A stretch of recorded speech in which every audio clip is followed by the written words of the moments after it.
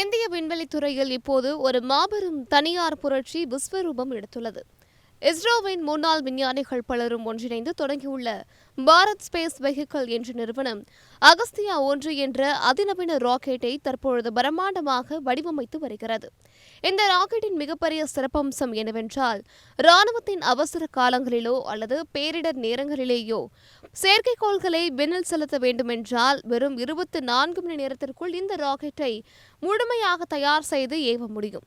இந்திய விண்வெளித்துறையில் பல தசாப்தங்களாக பணியாற்றிய மூத்த ஜாம்பவான்கள் இந்த திட்டத்தை முன்னெடுத்து செல்வதால் உலக நாடுகளின் விண்வெளி சந்தை இப்போது இந்தியாவின் பக்கம் திரும்பியிருக்கிறது.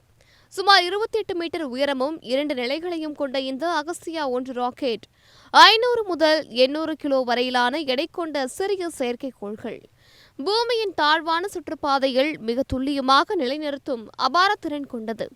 பொதுவாக இந்தியாவில் உள்ள சிறிய ரக ராக்கெட்டுகளில் திட எரிபொருளே பயன்படுத்தப்படுகிறது. ஆனால் உலக தரத்திற்கு இணையாக இந்த ராக்கெட்டில் திரவ ஆக்சிஜன் மற்றும் பிரத்யேக மண்ணெண்ணெய் எரிபொருளாக பயன்படுத்தப்படுகிறது. இதன் மூலம் ராக்கெட்டை விண்ணில் செலுத்துவதற்கு முன்பாகவே அதன் என்ஜின்களை முழுவதுமாக இயக்கி பரிசோதிக்க முடியும். பறப்பதற்கு முன் சோதித்துப் பார் என்ற இந்த அதிநவீன தொழில்நுட்பத்தால் விண்வெளியில் ராக்கெட் செயல் இழப்பதற்கான வாய்ப்புகள் முற்றிலுமாக தவிர்க்கப்படுகின்றன.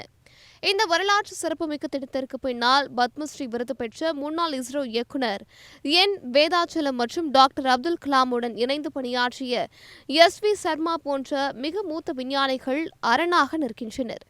இஸ்ரோவின் இன்ஸ்பேஸ் அமைப்பின் குழு ஆதரவுடன் உருவாகி வரும் இந்த திட்டத்திற்காக குஜராத் மாநிலத்தின் கொடினார் பகுதியில் இந்தியாவின் புதிய ராக்கெட் ஏவுதளத்தை அமைக்க திட்டமிட்டுள்ளது.